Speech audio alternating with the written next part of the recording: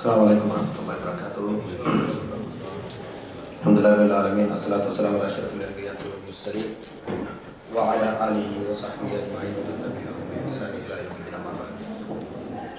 அன்புக்குரிய அல்லாஹ்வின் நல்லடியார்களே, அல்லாஹ்வுடைய மாபெரும் கிருபையினால் தொடர்ந்து இந்த தாவாவுடைய பயிற்சியின் அடிப்படையில் முதல் வகுப்பை நம்ம நடத்திக்கிட்டு வரோம். அந்த அடிப்படையில் இன்றைய வகுப்பு தொடங்குகிறது. இன்றைய வகுப்பில் நம்ம வளமையான நம்ம போக வேண்டிய தலைப்பு என்ன? கேள்விகள் கேட்பதனுடைய முக்கியத்துவம் என்ன, அதை எப்படி நம்ம தாவா யுக்தியாக பயன்படுத்த வேண்டும் அப்படிங்கிறது டாபிக். இதுக்கு முன்னாடி போன தடவை என்ன யுக்தி பார்த்தோம்? இல்லை, யுக்தி என்ன சொல்லப்பட்ட கதை என்னன்னு கேட்கல. ஆமாம், கவனத்தை சிதற விடக்கூடாது. ஒரு விஷயத்த கிடைக்கிறேன் ஞாபகம் இல்லையா? ஒரு விஷயத்த பேசும்பொழுது சைடில் ஏதாவது ஒரு கேள்வி வரும், வேறு ஏதாவது ஒரு விஷயத்த பேசுவாங்க. முடிஞ்ச அளவுக்கு சிம்பிளாக அதை கடந்து போகணும். இல்லாட்டி அதை கண்டுக்கிறாமல் போவது பிரயோஜனமாக இருந்தால் கண்டுக்கிறாமல் போகணும். இல்லாட்டி லைட்டாக அதை பற்றி டச் பண்ணிவிட்டு கடந்து போகணும். ஆனால் என்ன செஞ்சிடக்கூடாது, நம்ம பாட்டுக்கு மெயின் ரோட்டில் போயிட்டு இருக்கோம், அவர் சைடில் டக்குனு கூப்பிட்டோன்னா இறங்கி.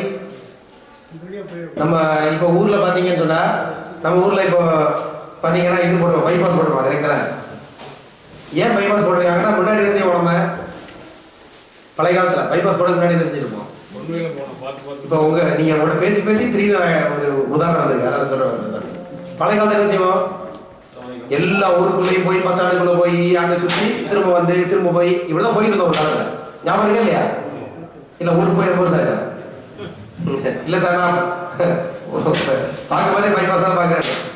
அப்போ முன்னாடி பார்த்தீங்கன்னா எத்தனை வரைக்கும் 4 போனீங்கன்னு வைங்க, இந்த ஊருக்குள்ளே போவோம், வெளியூருக்குள்ளே போவோம், அங்கே போவோம், இங்கே போவோம், எல்லா ஊர் பஸ் ஸ்டாண்டு ஊர் எல்லாம் பார்த்து பார்த்து கடை மார்க்கெட் சந்து எல்லாம் அப்படியே போகணும். இப்போ ஏன் போகிறது இல்லை அப்படின்னு சொன்னால், இப்போ நம்ம சல்லுன்னு பைபாஸில் போயிட்டு இருக்கோம். ஹைவேல சாரி, அதான் பைபாஸ் ரோடு, ஹைவே. நான் ஹைவேல போயிட்டு இருக்கோம்.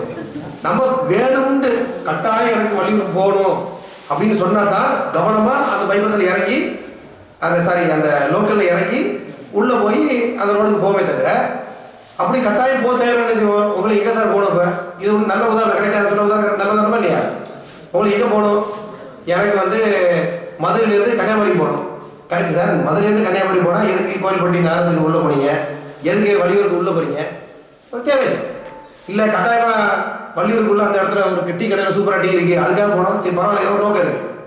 அப்போ சும்மா என்ன செய்யக்கூடாது, ஒரு ஊருக்குள்ளேயா இறங்கி ஏறி கடைசியில் பார்த்தா இந்த ஊருக்கு எது சார் வந்தீங்க, எதுக்கு இங்கே வந்து மாட்டிருக்கீங்க, நீங்கள் எங்கே போகணும், கன்னியாகுமரி. அப்போ என்ன கேட்பா அந்த ஊரில் இருப்பாங்க, கன்னியாகுமரி இங்கே எதுக்கு சார் நீங்கள் வந்தீங்க தேவையில்லாம.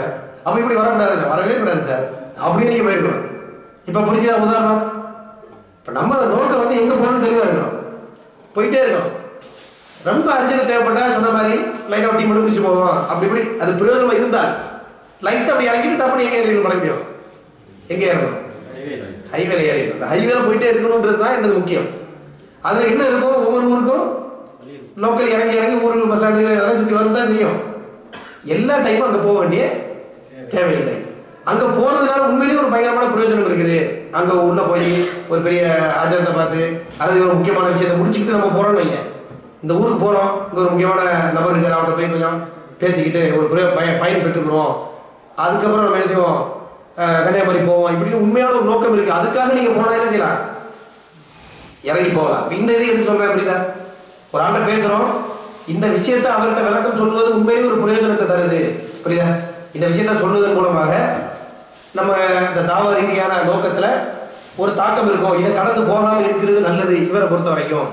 இப்படின்னு நமக்கு தெளிவாக ஏதாவது காரணமோ அடையாளமோ தெரிஞ்சால் அதை நம்ம பேசுகிறவங்க கொஞ்சம் என்ன செய்யணும், நம்முடைய அறிவை பயன்படுத்தி சூழலை பயன்படுத்தி சில முடிவு எடுத்துக்கணும்.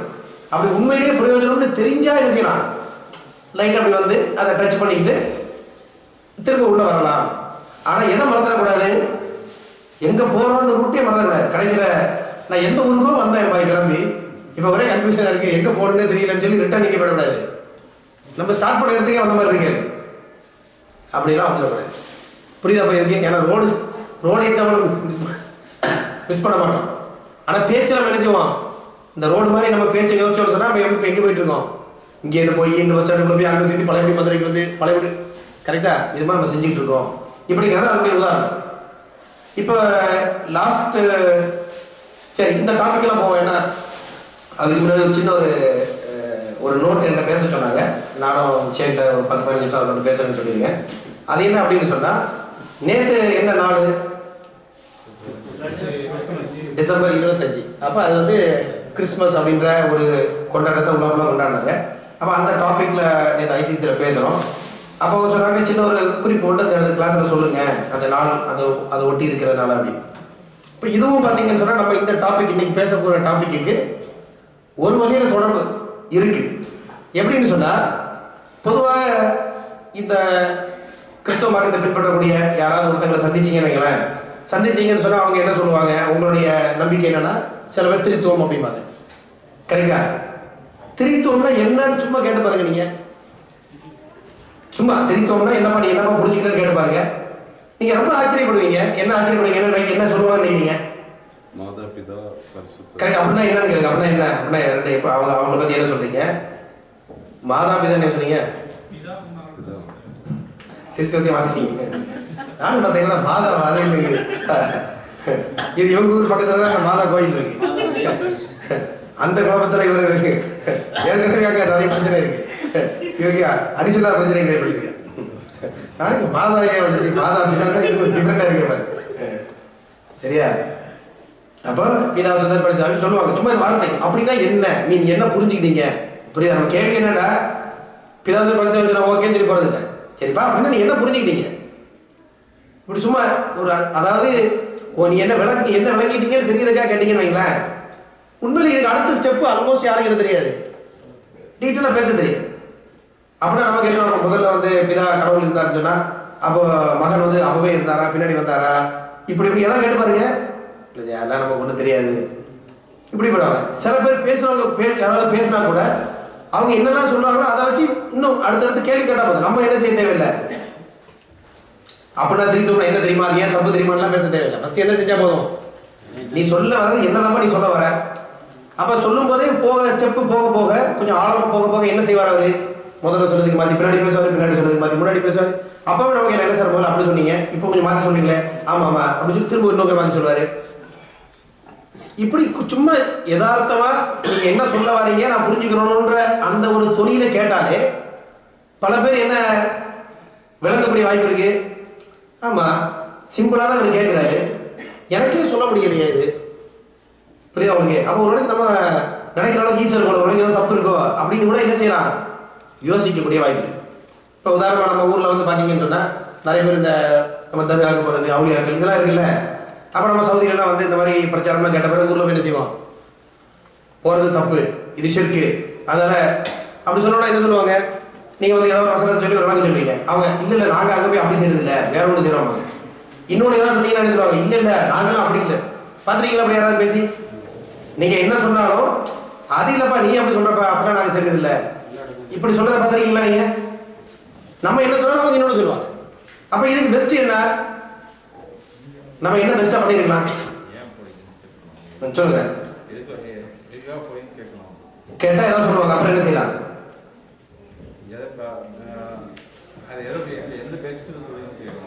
இல்லை பேசிஸ் கிஸ்ன்னு சொன்னால் பயங்கரமான கேள்வி, பயங்கரமான கேள்விலாம் போகக்கூடாது. ஃபஸ்ட்டு சிம்பிளாக எப்படி கேட்கலாம், நீங்கள் வர ரூட் ஓகே தான், ஆனால் பயப்படுத்த கூடாது. அவன் எப்படி கேட்கலாம், என்னமா இல்லை நீங்கள் கேட்ட கேள்விலாம் கரெக்ட் தான், ஆனால் உங்கள் கேள்விலாம் பார்த்த உடனே கொஞ்சம் பயம் வந்துடும் எனக்கு. சரி இவர்கிட்ட இனிமேல் பேசக்கூடாதுன்னு சொல்லி ஓடி போயிடுவாங்க. அது ஓடி போகிற மாதிரி கேட்குறேன் கேள்விலாம் எந்த நோக்கத்திற்காக போறீர்கள், அதோடைய தக்க ஆதாரத்துக்கு போனீங்கன்னா அவன் அடுத்த நாள் ஓடி போயிடும். அப்படி பேசக்கூடாது. ஆனால் என்ன சொல்லணும், ஆமாம் எதுக்கு நீங்கள் போறீங்க அப்படியா, நீ என்ன நினைக்கிறீங்க, ஓஹோ இப்படி போனால் அப்படி நினைக்கிறீங்களோ, அப்போ இதுக்கு இந்த நாளாக அப்படி கேட்குறீங்க, புரியுதா? இந்த மாதிரி அதாவது ஒரு நீ என்ன சொல்ல வரீங்கன்னு நான் எனக்கு ஆழமாக புரியணும், அப்படி புரிஞ்சுக்கிற நோக்கத்தில் கேட்கணும். ஆனால் எல்லா டேட்டாவும் கையில் வந்து புரியுதா? கேட்கறது எப்படி இருக்கணும், தக்க ஆதாரத்தை சொல்லுங்கள், தக்க விளக்கத்தை சொல்லுங்கள், இதுக்கு என்ன ஆதாரத்தை இப்படி கேட்டால் நான் ஒரு செகண்ட் ஓடி போயிடும், யாரும் பேச மாட்டேன். ஆனால் எப்படி கேட்கணும், இந்த இடத்துல ஒரு ஃப்ரெண்ட்ஷிப்பாக எப்படி கேட்கணும், நீங்கள் போறீங்களோ ஓ அப்படியா சரி ஒன்றா ரைட் அந்த மாதிரி நினைக்கிறீங்களோ, அப்போ இதை எப்படி நீங்கள் ஃபீல் பண்ணுறீங்க, ஓ சரி அப்போ இந்த மாதிரி நீங்கள் நினைக்கிறீங்களா, சரி சரி சரி ரைட் ஓகே. அப்போ இங்கே போகும்போது இந்த மாதிரி ஒருத்தன் கேட்குறாங்க, அவங்க என்ன அவங்க வேற மாதிரி ரைட் அவங்க அப்படின்னு நினைக்கிறாங்க, நீங்கள் இப்படி நினைக்கிறீங்க, இப்படி கதை மாதிரி கேட்டுடும். இப்படி கதை மாதிரி கொஞ்ச நேரம் பேச நமக்கு என்ன கிடைச்சிடும்? நிறைய டேட்டா கிடைச்சிடும். இன்னொன்று கொஞ்ச நேரம் கதை கேட்க கேட்க அவருக்கு என்ன தெரியுமா, முதல் சொன்னதுக்கு முதல் ஒரு விளக்கம் சொல்லியிருப்பார்ல, அதுக்கு பொருத்தமாக பின்னாடி சொல்ல முடியாது, அவரே மாற்றி மாற்றி பேசுகிற மாதிரி ஆகும். அப்போ என்னங்க முதல்ல இப்படி சொன்னீங்க நீங்கள் ஃபஸ்ட்டு, இப்போ கொஞ்சம் வேறு மாதிரி சொன்னீங்க, ஆமாப்பா இதுக்கு இப்படி இல்லை அப்படி அது இல்லை இப்படின்னு நம்ம ஃப்ரெண்ட்ஷிப்பாக கேட்டுட்டு போனாலே எங்கே போய் ஸ்டக் ஆடுவார் அவரே. இல்லை தெரியல நான் போய் அஜயத்தை கேட்டு வரேன் அல்லது பெரியவங்க கேட்டு வரேன்னு போகிற மாதிரி போயிடும். இப்போ நீங்கள் இது வரைக்கும் என்ன செய்யலை, நம்ம எதுவும் சொல்லவே இல்லை, ஆனால் என்ன பண்ணியிருக்கோம், டேட்டா கலெக்ஷன் தான். இது எல்லாம் வந்து எனக்கு சும்மா ஒரு ஃப்ரெண்ட்ஷிப்பாக செஞ்ச மாதிரி. நம்ம ஒரு நண்பர் இருக்கிறாங்க, அவங்கள பேச என்ன செய்வீங்க, உங்கள் ஊரில் இது எப்படிப்பா செய்றீங்க, நீங்கள் பிரியாணி எப்படி வைங்க, பிரியாணியோடைய டிஸ்ட்ரிக் கொடுங்க, முதல்ல எத்தனை நிமிஷம் இப்படிலாம் கேட்குறது, சரி எப்படி பண்ணுவீங்க, உங்கள் வீட்டில் சாப்பாடு எப்படி, எங்கள் கதை பேசுவோம்ல. ஆனால் இது மாதிரி உள்ள போயிடும், பொதுவான ஒரு இடம். ஆனால் மேட்டை கரெக்டாக கேட்கணும், கேட்க கேட்க நீங்களே ஆச்சரியப்படுவீங்க.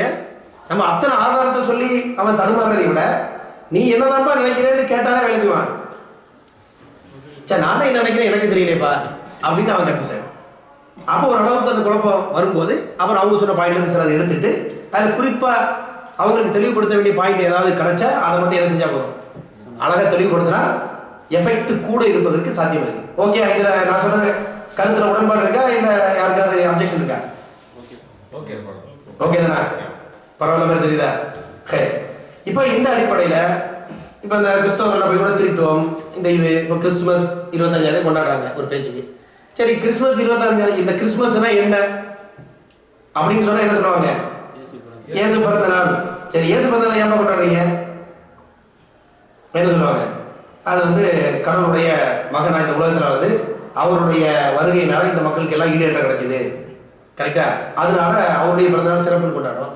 சரிப்பா ஏன் டிசம்பர் 25 கொண்டாடுறீங்க இப்படி கேட்டு பாருங்க, பெரும்பாலும் யாரும் பண்ணுறீங்க இல்லையா, டிசம்பர் தான் பிறந்தார் வருங்க, இல்லைப்பா டிசம்பர் பிறந்து யாருப்பா சொன்னா, எப்படி உனக்கு தெரியும், கரெக்டா, இப்படி நம்ம எல்லாரும் கேட்க போனா ஆட்டோமேட்டிக் என்ன செய்வாங்க, ஒரு அளவுக்கு மேலே அவங்களுக்கு தெளிவாக பதில் சொல்ல முடியாது. தெளிவாக தெரிஞ்சவங்க என்ன சொல்லுவாங்க, சார் அதெல்லாம் செட்டிங் தான் கவலைப்படுறீங்க அப்படி தெளிவாக தெரிஞ்சவங்களா அது. சரியா, இப்போ இன்றைய உரையில் வந்து சும்மா ஒரு சின்ன ஒரு குறிப்பு மாதிரி தான், இது ஒரு பெரிய உரையாக நிறுத்த விரும்பல. இஸ்லாமிய பார்வையில் வந்து அல்லாஹ்வுக்கு மகன் இருக்கிறான் என்று சொல்லக்கூடிய செய்தியை ஒரு பாரதூரமான பழிச்சொல்லா இஸ்லாம் பார்த்து, கரெக்ட் தானே, அல்லாஹ் குர்ஆன்ல சொல்லி காட்டுகிறான், வகாலு தஹத ரஹ்மான் வலதா. இந்த வசனமே நான் எல்லாத்தையும் சொல்லும்போது இப்படி தான் நான் சொல்லி காட்டுவேன். இந்த வசனத்தை ஸ்டைலை பாருங்க, மீனிங் புரியுதோ இல்லையோ, அந்த ஸ்டைல் எப்படி இருக்குன்னு மட்டும் பாருங்க. ஓகே ரெடியா, அவன் சொல்லுங்க ரெடி. இந்த வசனம் பாருங்க எப்படி இருக்குன்னா, வகாலு தஹத ரஹ்மான் வலதா லக்கத் ஜித்தும் ஷைஅன் இத்தா தகாது ஸமாவாத்து யதஃபத்தர்ன மின்ஹு வ தன்ஷக்குல் அர்து வ தஹிருல் ஜிபால் ஹத்தா அன் தஅவு லிர்ரஹ்மானி வலதா. ஸ்டைல் எப்படி இருக்கு சொல்லுங்க, ஒரு குர்ஆன் தான் தெரியும், அருமையா இருக்கு, ஆர்டரே இருக்கு. ஸ்டைல பார்த்தா என்ன யாரோ ஏதோ யாரையும் எச்சரிக்கிறாங்க என்னமோ பயம் அப்படிங்கிற வசனம், ஆனால் உண்மையில அப்படி ஒரு எச்சரிப்பு தான் அந்த வசனம். இந்த வசனத்தை அல்லாஹ் சொல்லி காட்டிங்கன்னா, அவர்கள் அர் ரஹ்மான் ஒரு மகனை எடுத்துக்கொண்டார் என்று சொன்னார்கள். இது ஒரு பெரிய பழிச்சொல், அபாண்டமாகும். இதை கேட்டதுனால வானம் என்ன செய்து வெடிச்சு விடுவதற்கு, பூமி பிளந்து விடுவதற்கு, மலைகள் வெடிச்சு சிதறி விடுவதற்கு ரெடி ஆயிடுச்சு. அந்த அளவுக்கு பயங்கரமான டேஞ்சர், ஏன்னா அல்லாஹ்வுக்கு மகன் என்று அவர்கள் சொன்ன காரணத்தினால் அப்படின்னு. அதே மாதிரி அல்லாஹ் குர்ஆன்ல ஒரு இடத்துல சொல்லி காட்டுறார், சூரா மாயிதா கடைசி வசனம், அதாவது சூரா மாயிதா வந்து 115 116 வசனத்துக்கு கடைசி வரைக்கும் படிங்க. உங்களுக்கு 2-3 ஹோம்வொர்க் ஏற்கனவே கொஞ்சம் ஹோம்வொர்க் கொடுத்த லாஸ்ட் கிளாஸ் ஞாபகம் இருக்கா, என்ன வசனம் பார்க்க சொன்னா, என்னமா 148 எதுக்காக சொன்னோம், அந்த வசனம் அது இன்னைக்கு கிளாஸ்க்காக பார்த்துட்டு வர சொன்னோம். பாத்தீங்களா யாராவது இப்படிலாம் சொன்னீங்களா நீங்க, இது ஒரு புதிய செய்தியா இருக்கே அப்படின்னு பார்க்கல, கொஞ்சம் பார்க்கணும். அதான் சரி அவங்க பார்த்தா அவங்க இம்ப்ரூவ் ஆகலாம், அப்பதான் பாயிண்ட், கரெக்ட் தானே. இப்போ இன்னைக்கு அசைன்மெண்ட் என்னன்னா, உங்களுக்கு 2 செட் வசனம், 2மே சொல்ற மாயிதா. ஓகே, மாயிதா 72 இருந்து, ஆனால் சில பேர் நம்பரை பண்ணி நான் வச்சு சொல்லிடுறாங்க இடத்துல, இந்த வசனம் பார்க்க சொன்னீங்க கரெக்ட் ஓகே அப்படின்னு. 5:72 இருந்து அப்படியே ஒரு 77 வசனம் வரைக்கும் பாருங்க, 5:72 இருந்து 77 வரைக்கும். அதே மாதிரி 5வது அத்தியாயம் மாயிதாவில் 115 அந்த லாஸ்ட் எண்டில் அதுலேருந்து வசனம் முடிகிறாங்க. ஓகே, இது ரெண்டையும் டீட்டெயிலாக சும்மா அப்படி என்ன சீக்வன்ஸாக சொல்லப்படுது, என்ன கருத்து பதியப்படுது, நீங்கள் என்ன விளக்க முடியும், இப்படி சிம்பிளாக பார்த்தீங்கன்னாலே உங்களுக்கு சே இவ்வளோ ஸ்ட்ராங்காக இருக்கு அப்படின்னு ஆச்சரியப்படுற மாதிரி. ஓகே பார்க்கலாமா, அந்த வசனம் பார்த்தீங்களா நீங்கள் 6:148 ரெடியா இருக்கீங்க? மாஷா அல்லாஹ். உங்க மூஞ்சி பார்த்தாலே ஏதோ ஒரு தயாரிப்போட இருக்குன்னு தெரியுது. சரி, ரைட். அப்போ மறுமையில் அல்லாஹ் என்ன செய்யறான்? ஈசா அலைஹிஸ்ஸலாத்தை வச்சு அவங்களை கேட்குறான், இது காலெல்லாம் ஈசா பின் மரியம், ஈசா பின் மரியம், மரியமின் மகன் ஈசாவே, அந்த குல்தல் இன்னாசி தஹிதூனி உம்மிய இலாஹினி மின் தூனில்லை. அப்படி கேட்குறான். என்னையும் என் உம்மாவையும் என்னையை தவிர 2 கடவுளை வழங்கும் நீ சொன்னியா மக்கள்கிட்ட போய் அப்படின்னு. அப்போ ஈசா அலைஹிஸ்ஸலாம் சுப்ஹானக், யாழ்லா நீ பரிசுத்தமானவன், எனக்கு உரிமை இல்லாத இது நான் எப்படி சொல்ல முடியும்? நான் அந்த மக்கள்கிட்ட என்ன சொன்னேன்? நீ எனக்கு என்ன கட்டளை இட்டே அதுதான் சொன்னேன். அது என்ன கட்டளை? என்னையும் படைத்த உன்னை படைத்த என் ரப்பு உன் ரப்பாகி அல்லாஹ் மட்டும் தான் வணங்கணும், வேற ஒன்றும் சொல்லலை. நான் அந்த மக்களிடம் இருக்கும் காலம் எல்லாம் அவங்களுக்கு மேலே சாட்சியா இருந்தேன். அவன் என்ன செய்யறான் ஏது பண்றான்னு பார்த்துட்டு இருந்தேன். நான் வந்த பிறகு அவங்க மேல நீ தான் கண்காணிப்பாளர் தான் இருக்கிற, எனக்கு தெரியாது அப்படின்னு. அப்புறம் அடுத்து என்ன சொல்றாங்க? அவங்களுடைய கருணை, அவங்களோட அந்த கேரக்டருக்கு ஏன்னா எப்படி இருந்தாலும் அவங்க அடியார்கள் நீ நினைச்ச படிச்சு விடலாம்ன்ற மாதிரி நான் பேசுறாங்க பின்னாடி. அதே மாதிரி திருக்குறள் இன்னொரு வசனத்தில் சொல்லப்படுகிறது, ஈசா அலைஹிஸ்ஸலாம் இருக்கும் பொழுது ஹவாரியுன்கள்கிட்ட கேட்குறாங்க, நீங்க வந்து மன் அன்சாரி இனல்லா, யாரு அல்லாவுடைய பாதையில் எனக்கு அன்சாரா இருக்கிறீங்க? அப்ப கால ஹவாரியும் நஹ்னு அன்சாருல்லா, நான் அன்சாரா இருக்கிறோம் அப்படின்னு ஹவாரியும் சொன்னாங்க. கரெக்டா?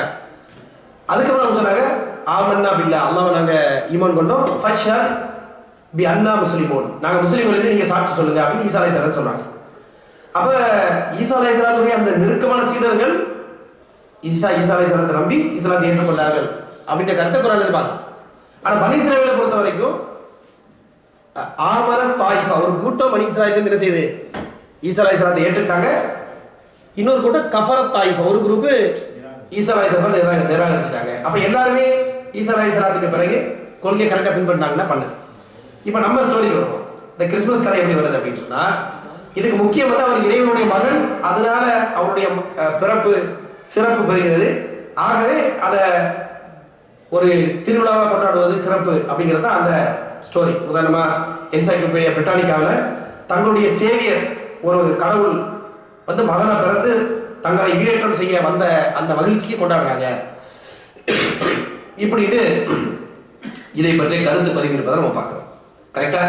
அப்ப இந்த இடத்துல ஈசா அலைஹிஸ்ஸலாம் கொண்டு வந்த கொள்கை வந்து ஈசா அலைஹிஸ்ஸலாம் சொன்னாங்க, இன்னும் யுஷ்ரிக்கு பில்லாஹி ஃபக்கத் ஹர்ரமல்லாஹு அலைஹி ஜன்னா. இதுதான் ஈசா அலைஹிஸ்ஸலாம் சொன்ன வசனம். யார் அல்லாஹ்வுக்கு ஷிர்க் வைக்கிறானோ அவனுக்கு சொர்க்கம் ஹராம். இந்த கட்டளை ஈசா அலைஹிஸ்ஸலாம் பனு இஸ்ரேல் மக்களுக்கு சொல்றாங்க. கரெக்டா? இதை நம்ம மக்கள் கூட ஷிர்க் சம்பந்தமான பயனை யூஸ் பண்ணுவாங்க.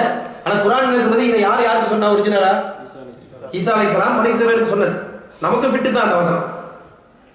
அப்ப இப்படி ஈசா அலைஹிஸ்ஸலாம் சொல்லி இருக்கும்போது இப்போ எப்படி அவரே கடவுள் ஆனாரு? இப்படி இதுக்கு ஒரு பிரச்சனை இருக்குல்ல. எங்க ப்ராப்ளம் ஸ்டார்ட் ஆகுது வரலாறு ரீதியா அப்படின்னு பாத்தீங்கன்னா, முதல்ல சர்ச்சைக்குரிய ஒரு முக்கியமான நபர் வந்து பவுல் அடிகளார் சொல்லப்படுகிறார். இவர் யாரு தெரியுமா? இருக்காது பவுல் அடிகளார் யாருன்னு? என்னமா புரியல?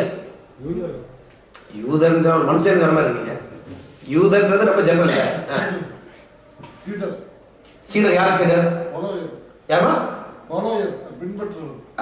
அதாவது பவுல் அடிகளார் சொல்வது இயேசுடைய ஒன்னாந்தி அப்போஸ்தலர், இயேசுடைய அந்த சீடர்கள் ஒருவர்ன்ற மாதிரி மக்கள் நினைக்கிறாங்க. ஆனா உண்மையிலேயே இயேசுவை நேரடியாக அவர் பார்த்ததே கிடையாது. இயேசுடைய நேரடி சீடராக இருந்தது கிடையாது. ஈசா அலைஹிஸ்ஸலாம் அந்த உலகத்துல இருந்து மறைவது வரைக்கும் ஈசா அலைஹிஸ்ஸலாத்தை நேரடியாக சந்திச்சதே கிடையாது. யாரு? இந்த பவுல் அடிகளார். அப்ப அவர் எப்படி பிக்சர்ல வராரு?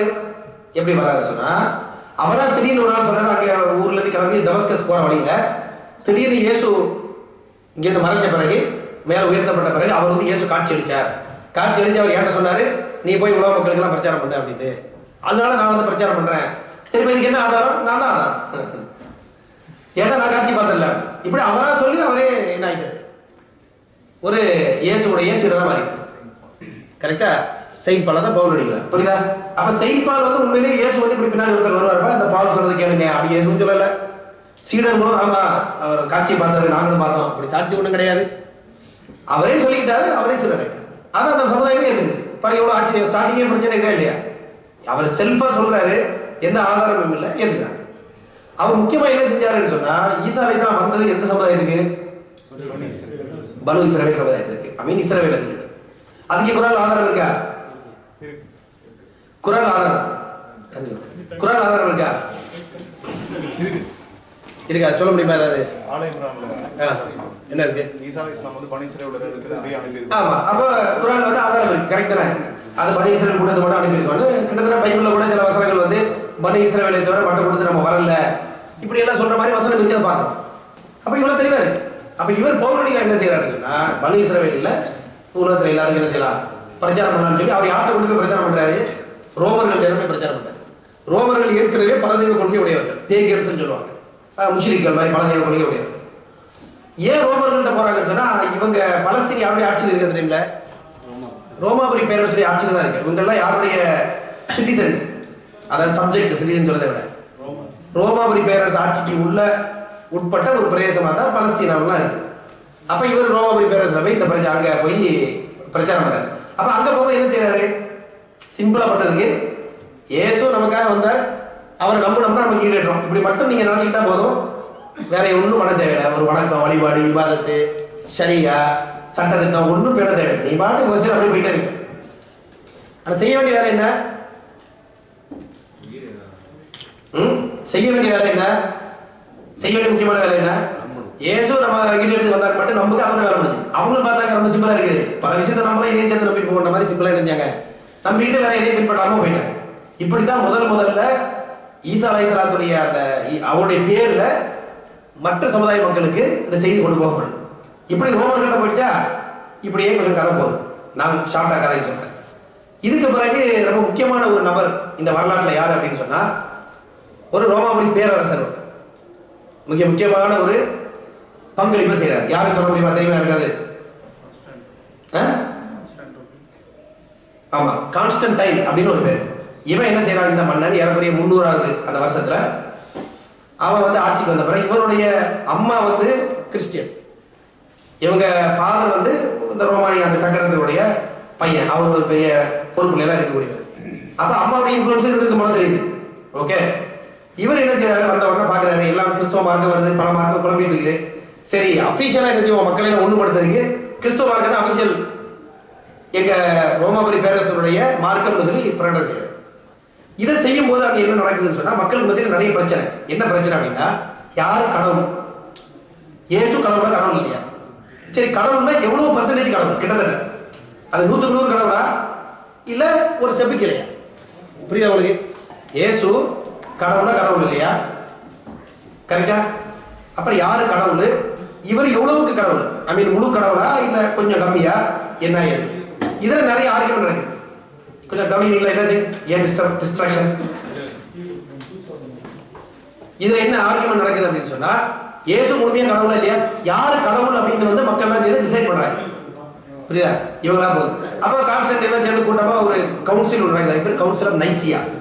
அதனால அந்த சட்டத்தை பேர் நைசியன் கிரீட் அப்படின்னு சொல்லுவாங்க, அகீதா ஆஃப் நைசியா. ஓகே, அங்க எல்லாம் கூடி என்ன செய்யறாங்க, மெஜாரிட்டி ஆஃப் மக்கள் எல்லாம் சேர்ந்து முடிவு பண்றாங்க. கான்ஸ்டன்டைன் மன்னர் சொல்றாரு, இயேசு பிதா, கரெக்டா, பரிசுத்தாவி கிடையாது, இயேசு பிதாவும் சேம் ஒரே எசன்ஸ்ல உள்ளவங்க, அது சம அந்தத்துல பார்க்கணும்னு சொல்லி முடிச்சு போயிடும். இவன் பரிசுத்தாவி எங்க இந்த பிக்சர்ல, இன்னும் பரிசுத்தாவி எங்க இல்ல, பிக்சர்ல இல்ல. அப்ப முழு திரித்துவம் ஆகல. இப்போ இது எந்த வருஷத்துல, 325வது வருஷத்துல. அப்ப ஈசா அலைஹிஸ்ஸலாம் போய் 325 வருஷம் ஆன பிறகு என்ன கோட்பாடு வரல, திரித்துவம் ஒரு கோட்பாடு வரல. பாருங்க, அப்ப திரித்துவ கோட்பாடை யார் சொல்லிருக்கணும், ஈசா அலைஹிஸ்ஸலாம் சொல்லிருக்கணும், அவருடைய சீடர்கள் பின்பற்றிருக்கணும், அதுக்கு அடுத்த உலகம் பின்பற்றிருக்கணும், 50வது வருஷத்துல பின்பற்றிருக்கணும், 100வது வருஷத்துல பின்பற்றிருக்கணும். இவங்களுக்கு யாருக்கும் திருத்தமே தெரியாது.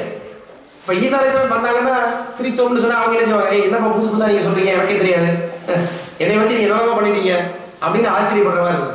ஏன்னா டைம்ஸ்ல இப்போ ஒரு ஆர்டிகல் ஒன்று எழுதியிருக்காரு, இயேசு திடீர்னு நீங்க வந்து பார்த்தா என்னப்பா என் மேல என்னவா செஞ்சுட்டு இருக்கீங்க அப்படின்னு ஆச்சரியப்படுவாரு. இப்போ லேட்டஸ்ட் ஆர்டிகல் பப்ளிஷ் இப்போ இது நியூயார்க் டைம்ஸ்ல, கரெக்டா, அதை பிரிண்ட் எடுக்க ட்ரை பண்ணா, பட் அந்த ஆக்சஸ் அப்படி இப்படின்னு வந்தவொடனே அதை விட்டுட்டோம். கரெக்டா? அப்ப அந்த மாதிரி ஒரு சிச்சுவேஷன். அப்போ 300 வருஷத்துக்கு வரைக்கும் இது யாருக்கும் தெரியுமா, உங்களுக்கு 300 வருஷம் வரைக்கும் இந்த கோட்பாடே வரல, உங்களுக்கு தெரியுமா இதுக்கு முன்னாடி? தெரியாது. இது அவங்க சொன்னா உண்மையிலே கிறிஸ்தவன் என்ன செய்வான், என்ன பண்ணி புதுசா சொன்னீங்க, இப்படியா, நானும் ஸ்டார்டிங்ல இருந்தே இருக்குல்ல நினைச்சுக்கிறேன், இல்ல சார் ஸ்டார்டிங்ல இருந்தே இல்லை. அப்ப எப்படி நம்புறது, நீ உங்க வேட்டிக்கன் சர்ச் ஹிஸ்டரியில போய் பார்த்தா கூட தெரியும், இது நம்ம சொன்ன செய்தி எங்க இருக்க தேவையில்லை, நம்ம தப்சீர் கொடுக்கறதுக்கு இங்க இருந்து தேவையில்லை, எங்க இருக்குது, நீ உங்க சர்ச் ஹிஸ்டரியில போய் பாருப்பா, இதான் எழுதி வச்சிருக்கு. ஆனா யாரும் படிக்கிறே இல்லை, அதான் பிரச்சனை. புரியுதா? நம்ம என்ன செய்யறோம், இந்த கதையை சொல்றோம், இவ்வளவு நாள் கழிச்சு வந்து. இதுக்கப்புறம் அந்த மன்னனுக்கு முன்னாடி அவன் மகன் வந்த உடனே அவங்க மகனுக்கு மத்தியில பெரிய பிரச்சனை. அதுக்கப்புறமா கொஞ்ச நாள் வந்து சில பேர் சொன்னாங்க, இல்ல இயேசுவை சம அந்தஸ்து கொடுக்க முடியாது, அந்தஸ்து கொஞ்சம் குறைக்க. அப்ப அந்தஸ்து கொஞ்சம் குறைச்சிட்டாங்க. அதுக்கப்புறமா இன்னொரு பேரரசன் வரான். அவன் வந்து சொன்னா, ஏன் கிறிஸ்டியானியே வேணாம் பாப்பா, நம்ம பழைய ரோம கடவுளை வணங்குவோம் அப்படின்னு போக ட்ரை பண்ணான். ஆனா அவன் டக்குன்னு திடீர்னு இறந்து போயிட்டான் குயிக்கா. அதனால அவனை வந்து ரோமாபுரி மன்னர்கள்ல கிறிஸ்தவ மார்க்கத்துக்கு பிறகு முர்த்ததான மன்னன் வச்சிருக்காங்க, அவங்களுடைய முர்த்தத் மன்னர். அதுக்கப்புறம் பின்னாடி ஒரு மன்னர், அதுக்கப்புறம் தியோடோசியஸ் ஏதோ ஒரு பேர்ல ஒருத்த வரா. இவன் வரும்போது என்ன செய்யறான், ஒன்ஸ் ஃபார் ஆல் இந்த பிரச்சனையை செட்டில் பண்ணிடுவோம்ப்பா அப்படின்னு சொல்லி கான்ஸ்டன்டினோப்பிள் அப்படின்ற ஊர்ல, அது எங்க இருக்கு, கான்ஸ்டன்டினோப்பிள் எங்க இருக்கு, இஸ்தான்புல் துருக்கியில இருக்கு. அந்த ஊர்ல ஒரு மீட்டிங் போடுறாங்க. அந்த மன்னர் மீட்டிங் போட்டு என்ன செய்யறா, இயேசு அவரு எல்லாம் சேம் நைசியால பேசுற மாதிரி. அதோட சேர்ந்து அந்த பரிசுத்த ஆவி அது பாட்டுக்கு வெளியே, அது பரிசுத்த ஆவி என்னன்னு தெரியாம இருந்தாங்க. பேசாம என்ன செய்ய, பரிசுத்த ஆவி லிஸ்ட்ல சேர்த்து 3 ஆக்கிடுங்கன்னு சொல்லி ஆக்கிட்டாங்க. அப்ப பரிசுத்த ஆவி திருத்தல எப்ப சேருது, 381 வருஷத்துல தெரியுமா அபிஷேகா ஈசா மறைஞ்சி 381 வருஷம் கழிஞ்ச பிறகுதான் பரிசுத்த ஆவி லிஸ்ட்ல சேர்க்கிறாங்க. அப்ப அதுக்கு முன்னாடி எத்தனை ஜெனரேஷன் வந்து போயிருப்பாங்க, அவங்க எல்லாரும் முன்னோர்கள், அவங்களுக்கு எல்லாம் இப்படி சிஸ்டமே தெரியாது.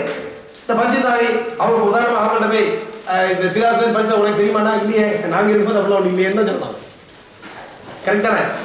இப்படி வந்ததான் தெரியும். அப்ப இந்த கதையை மட்டும் நீங்க சொன்னாலே இவ்வளவு வருஷம் கழிச்சு வந்து சொன்னா அவங்க எப்படி இருக்கும், எங்க வேணா எடுக்கலாம். நீங்க இன்ஸ்டாகிராம் பிரிட்டானிக்கல் எடுக்கலாம், இங்க எடுக்கலாம், விக்கிபீடியா எடுக்கலாம், எங்க போய் விளையாடுனாலும் இந்த ஹிஸ்டரி கிடைக்கும். இந்த ஹிஸ்டரி வந்து ப்ரூவ் பண்றதுக்கு கஷ்டப்படாத ஹிஸ்டரி. நீங்க எங்க திரும்பி பார்த்தாலும் சேம் ஹிஸ்டரி தான் கிடைக்கும். அந்த அளவுக்கு எல்லாருக்கும் தெரியும். புரியுதா உங்களுக்கு? இது வந்து ஒரு நுணுக்கமா இங்க போய் உள்ளுக்கு போய் அப்படி பூந்து பாருங்கன்னு சொன்ன மாதிரி ஹிஸ்டரி இல்லை. நீங்க தேடினா கிடைக்கும், அவ்வளவுதான். யாரும் பார்க்கல கிடைக்கும், அவ்வளவுதான். அவங்கள்ட்ட நீங்க எங்க வேணா தேடிட்டு வான்னு சொல்லி பாருங்க. உங்க கண்ணு முன்னாடி அவன் எங்க தேடினாலும் சரி, சாட் ஜிபிடி கேட்டாலும் சரி, அவன் மற்ற ஏஐல கேட்டாலும் சரி, விக்கிபீடியால போனாலும் சரி, என்சைக்ளோபீடியா எங்க வேணாம போட்டோம், சேம் ஹிஸ்டரி ஆகும். எல்லாருக்கும் தெரிஞ்ச விஷயத்த நம்ம சொல்றோம், அவ்வளவுதான் விஷயம். அப்ப இது ஒரு பயங்கரமான ரிசர்ச் பண்ணி டீப்பா போய் எடுக்க வேண்டிய விஷயமே கிடையாது. புரியுதா உங்களுக்கு? ஆனா என்ன, நம்மளும் அதை கவனிக்கல. ஏன்னா நமக்கு அடிப்படையில் சம்மந்தம் இல்லை. இப்ப தாவான்றதுனால அதை யோசிக்கிறோம். அந்த கொள்கையை பின்பற்றவங்க என்ன செய்யல கவனிச்சுக்கல. இப்படி தரா திரித்துவம் உள்ள வருது, கரெக்டா? அப்ப இயேசு கடவுள் தன்மை வருது. இப்படி ஒரு சம்பவம் நடக்கும் போது இந்த கிறிஸ்துமஸ் ஏன் இந்த டாபிக்ல வருதுன்னு சொன்னா, இந்த ஐரோப்பிய பகுதியில், யூரோப்பு, அதே மாதிரி ரோமா போய் பேரரசு, அதுல குறிப்பாக அந்த நார்டிக் பிரதேசம் சொல்லுவாங்கல்ல, நார்வே, இந்த மாதிரிப்பட்ட அந்த அதிக குளிர்ந்த பிரதேசத்துல அதிகமா வின்டர் வரும். டிசம்பர் வரைக்கும் பயங்கரமா வின்டர் இருக்கும். டிசம்பர்லயும் வின்டர் இருக்கும், கரெக்டா? வின்டர் வந்து அவங்களுக்கு ரொம்ப டேஞ்சரான டைம். ஏன்னா வின்டர்ல ரொம்ப குளிர், தாக்கு பிடிக்க முடியாது, நிறைய இழப்பு, உயிர் சேதம் எல்லாம் நடக்கும். யாருக்கு நடக்கும்? அந்த ஊர் மக்களுக்கு. அப்ப சூரியன் இருக்குல்ல, சூரியனுடைய, அதாவது அதுக்கு பேர் என்ன சொல்லுவாங்கன்னு சொன்னா வின்டர் சால்ஸ்டிஸ் அப்படின்னு ஒரு பேர். கேள்விப்பட்டீங்களா பேர்? வின்டர் சால்ஸ்டிஸ் என்ன தெரியுமா?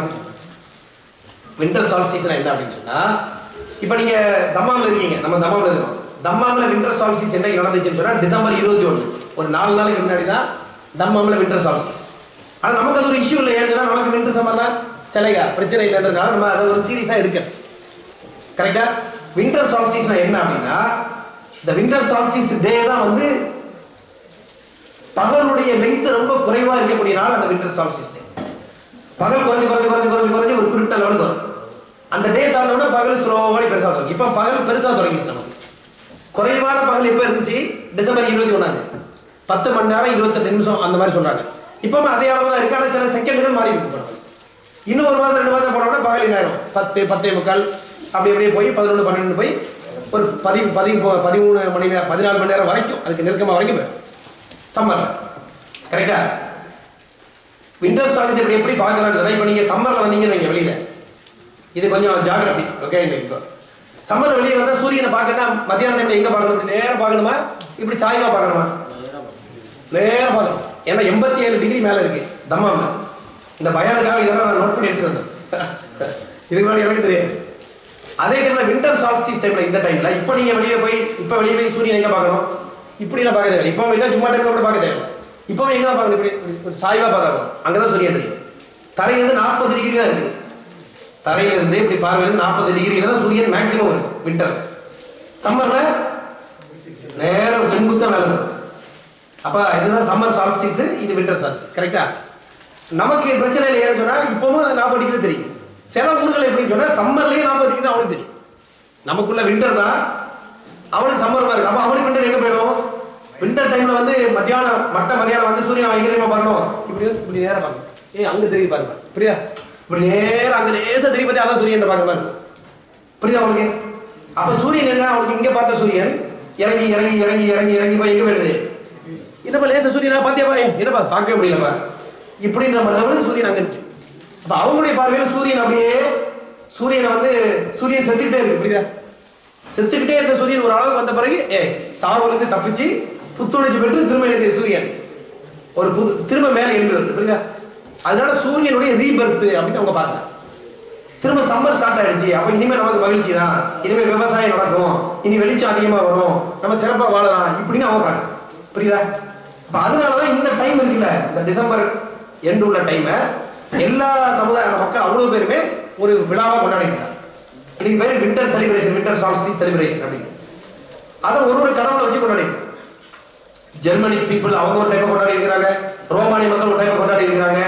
அதே மாதிரி சூரியனுடைய அதாவது ரீபர்த் ஆஃப் சூரியன்ங்கிற மாதிரி, சூரியன் மீண்டும் என்ன செஞ்சுட்டான், பிறந்து வந்துட்டான்.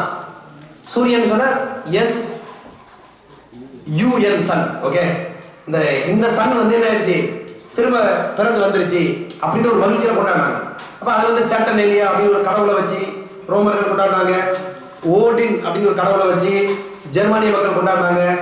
யூல் அப்படின்னு பேர் ஒரு விழா அவங்க கொண்டாடினாங்க.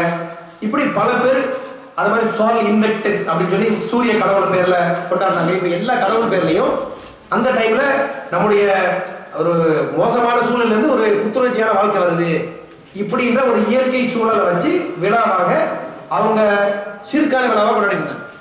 அப்ப இந்த ரோமானிய பரிசு என்ன பார்த்தா, நமக்கு கிறிஸ்தவ மார்க்கத்தை கொண்டு வரணும், ஆனா மக்கள்கிட்ட போய் இந்த விழாவெல்லாம் ஸ்டார்ட் பண்ணுங்கன்னு சொன்ன ஒரு கூட்டம் ஆவார். அவன் என்ன பண்ணிட்டா, அப்படியே மெயின்டைன் பண்ணி எல்லா விழாவும் அப்படியே கொண்டாடுங்க, லைட்டா பேரை மட்டும் என்ன செய்ய கொஞ்சம் அப்படி மாற்றி விட்டு கிறிஸ்மஸ் வச்சுக்கிட்டு அதுல வந்து அந்த சூரியன் திரும்ப பிறந்து மக்களுக்கு வந்து அதாவது வாழ்க்கையில ஒரு பெரிய புத்துணர்ச்சி கொடுக்குறதுக்கு பேர அந்த சன்னுக்கு பேர இந்த சன் வச்சுக்கோன்னு மாத்திக்கலாம். புரியுதா? நாம என்ன சொன்னேன் புரியுதா? என்ன சொன்னேன்?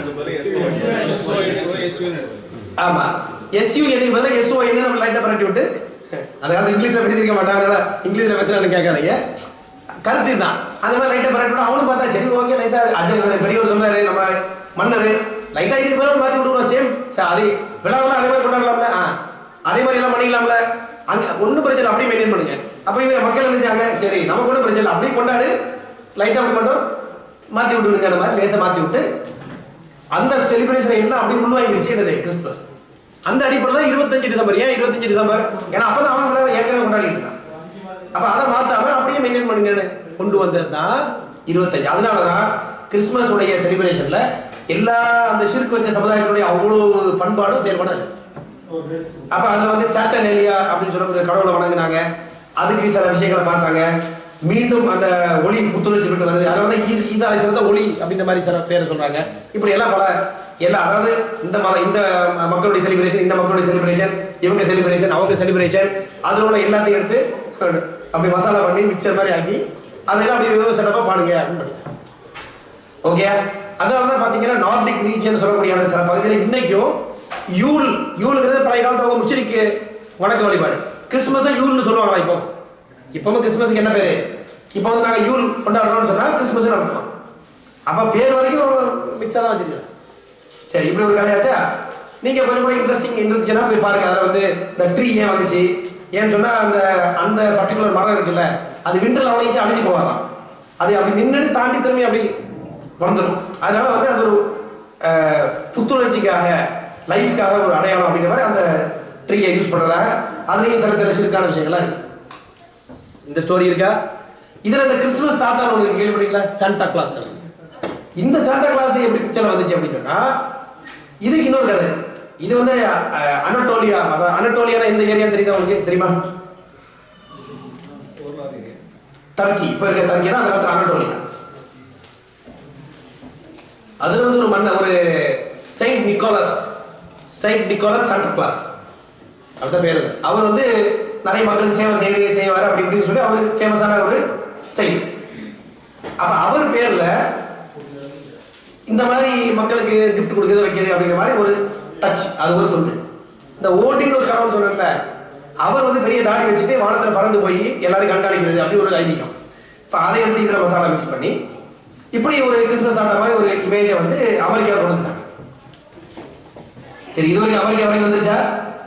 அப்போ கிறிஸ்மஸ் தாத்தா இந்த ரெட் கலர் ட்ரெஸ்ஸில் அப்படியே ஒரு சிரிச்ச முகத்தோட அப்படி பளிச்சிடக்கூடிய கண்களோட தொப்பி வச்சுட்டு ஒரு கொடுன்னு ஒரு தாத்தா இருக்கார்ல, இந்த தாத்தா எங்கேருந்துப்பா வந்தார் அப்படின்னு பார்த்தா, இந்த தாத்தா எங்கேருந்து வந்தாரு, யார் இப்படி ஒரு தாத்தாவை பிரபலப்படுத்தி கொடுத்தாரு யாருக்கு தெரியுமா? யார் சொல்றா? எங்க பாத்தீங்க ரீல்ஸ் எது பாத்தீங்களா? இந்த தாத்தா யார் உருவாக்குறான்னு சொன்னா கொக்கோ கோலா கம்பெனி. தெரியுமா உங்களுக்கு? ரொம்ப இறக்கிறமா ஆச்சு உங்களுக்கு. கொக்கோ கோலா எதுக்குறா இங்க வந்தார். கொக்கோ கோலாக்காரன் என்ன பண்ணிக்கிறான்னு சொன்னா 1930 அந்த பீரியட்ல இந்த கிறிஸ்மஸ் தாத்தாவை வச்சுக்கிட்டு ஒரு அட்வர்டைஸ்மெண்ட் போடுறான். அப்ப அவனே கொக்கோ கிறிஸ்மஸ் தாத்தாவுக்கு ஒரு உருவத்தை கிளிக் பண்ணி நல்ல ஒரு கொழுங்குன்னு செழிப்பா சிரிச்சுக்கிட்டு அப்படி பறிச்சு ஒரு உருவத்தை போட்டு ரெண்டு கலர் ஏன் கொக்கோ கோலாக்காரன் போட்ட படம் உங்களுக்கு தெரியும்ல? ஏன்னா கொக்கோ கோலாக்காரன் 2 நாளா அவர் 2 கலர் ஆகி விட்டான். அதுக்கு முன்னாடி 2 கலர் இல்லையாமா, வேற வேற கலர் யூஸ் பண்ணிருக்காங்க. இப்படி போட்டு இந்த இதை அட்வர்டைஸ்மெண்ட் பண்ணி பண்ணி பண்ணி மக்கள்லாம் சரி கிறிஸ்மஸ் தாத்தாவே இவர் தான் முடிவு பண்ணாங்க. அப்புறம் அமெரிக்கா பவர்ஃபுல்லா இருந்தவொன்னா உலகம் ஃபுல்லா சேம் கிறிஸ்மஸ் தாத்தா. அப்ப இது ஆச்சரியமான விஷயம் என்னன்னு சொன்னா, இது எங்க தேடுறது அப்படின்னா கொக்கோ கோலாக்காரன் வெப்சைட் இருக்கு பாத்தீங்களா, கொக்கோ கோலாவோட வெப்சைட். அதுல போனா அவன் சொல்றாங்க, சார் இந்த கிறிஸ்மஸ் தாத்தா எங்க இருந்து வந்தா நினைக்கிறீங்க? கிறிஸ்மஸ் தாத்தாவை கொண்டு வந்ததுல எங்க கொக்கோ கோலாவுடைய பங்கு உங்களுக்கு என்ன தெரியுமா அப்படின்னு பெருமையா அவனே கதை கொடுத்தான்.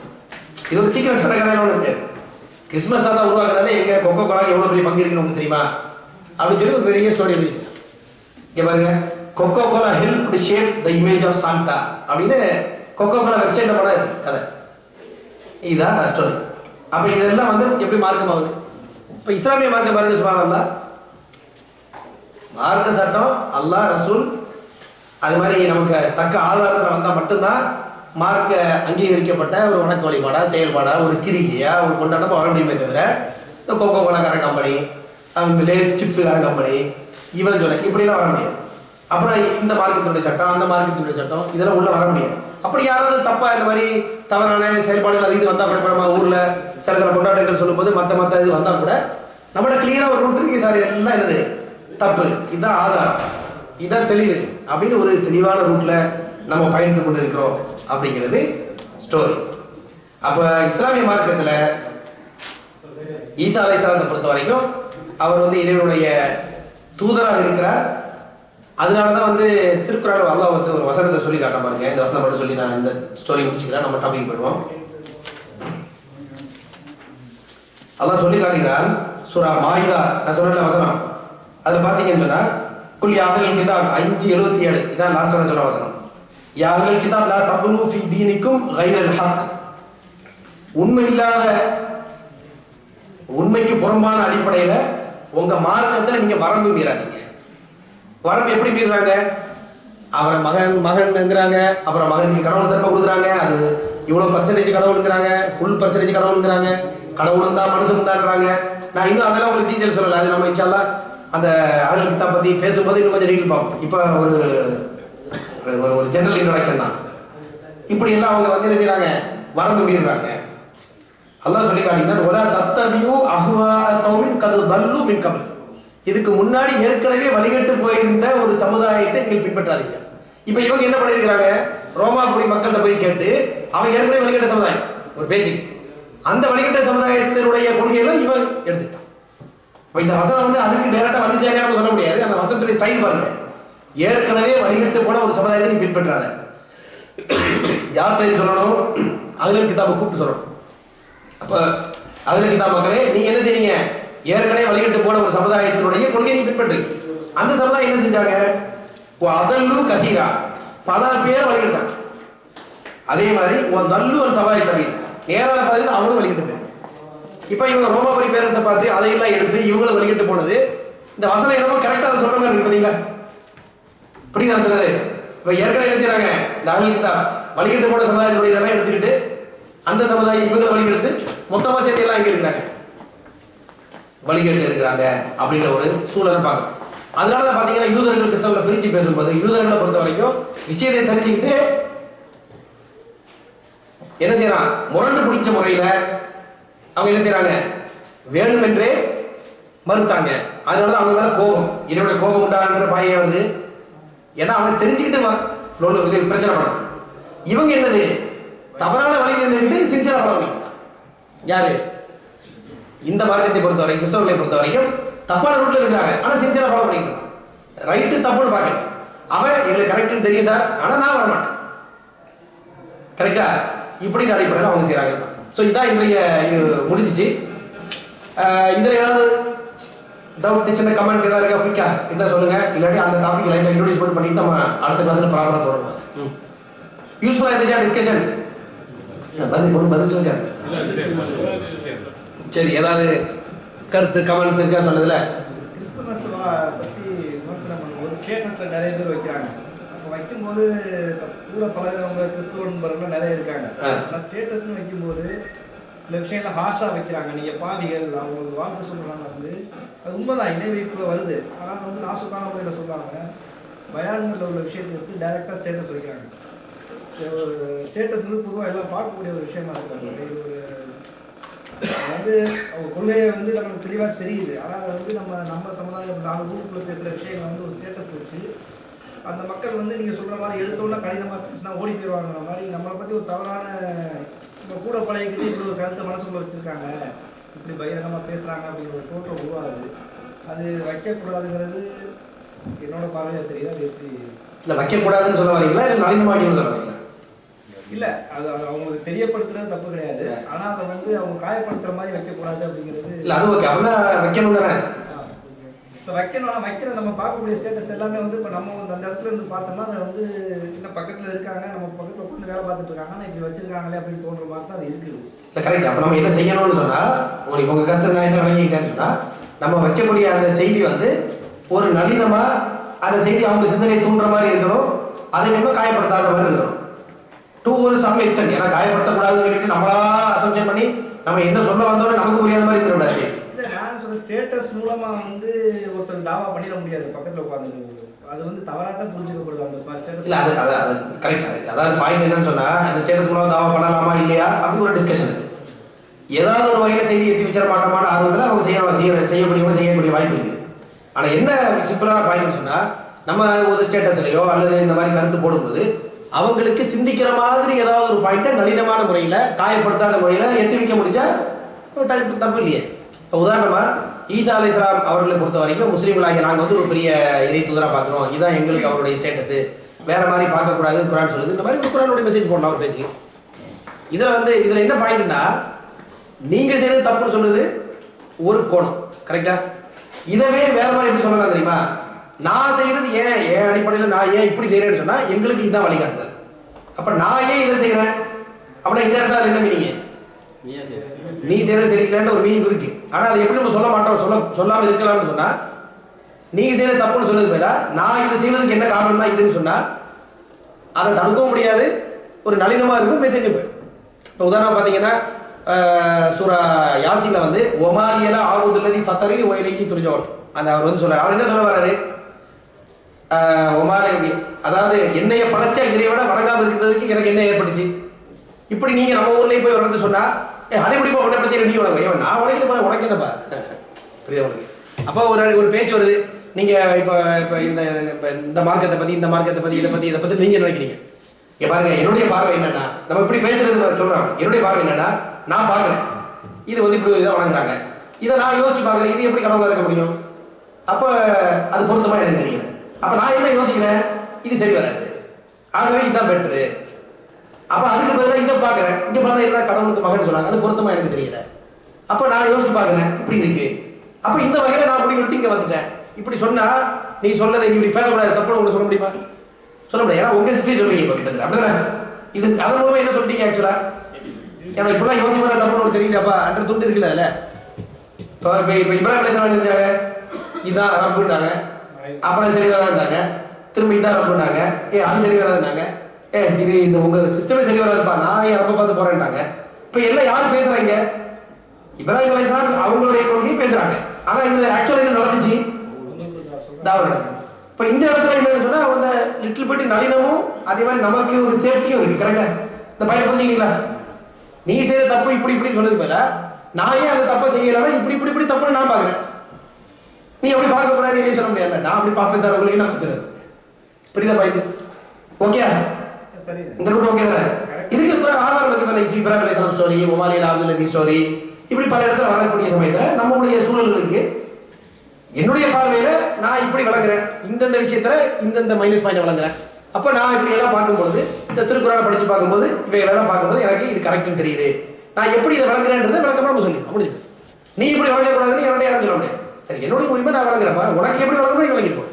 ஆனா இதை நம்ம என்ன எத்தி வைக்கிறோம் அப்படின்னு சொன்னா, எப்படிலாம் நம்ம ஒரு பார்வை பார்க்கிறோம், அது என்னெல்லாம் நியாயம் இருக்கின்ற கருத்தை எத்தி வைக்கிறோம்.